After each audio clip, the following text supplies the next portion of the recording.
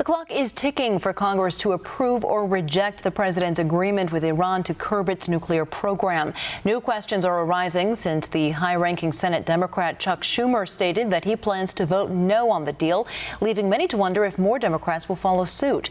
On America's Matt Schuck has more from Washington. There's so much noise over the Iran nuclear agreement. Republicans are against it, and most Democrats are for it.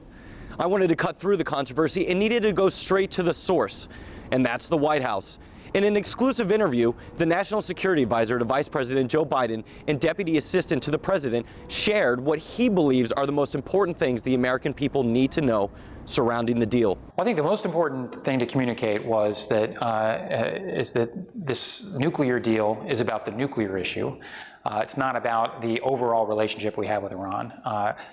With or without this deal, we're going to continue to have all sorts of conflicts of interest with Iran. They're likely to continue to do things in the region that we don't like and that we're going to have to push back on. The relationship between the U.S. and Iran is just one aspect of this agreement. Congress is still reviewing whether or not to vote down the deal.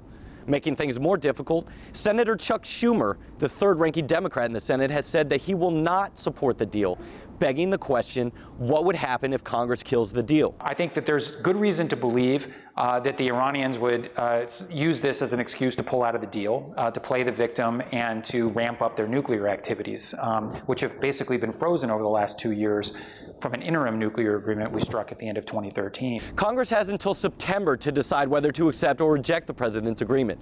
As of this week, there are 9 House Democrats who plan to vote against the deal. In the Senate, 13 Democrats are needed to override a presidential veto. So far, only Chuck Schumer has publicly stated that he would oppose the deal, leaving many to wonder if any other Democrats will follow suit.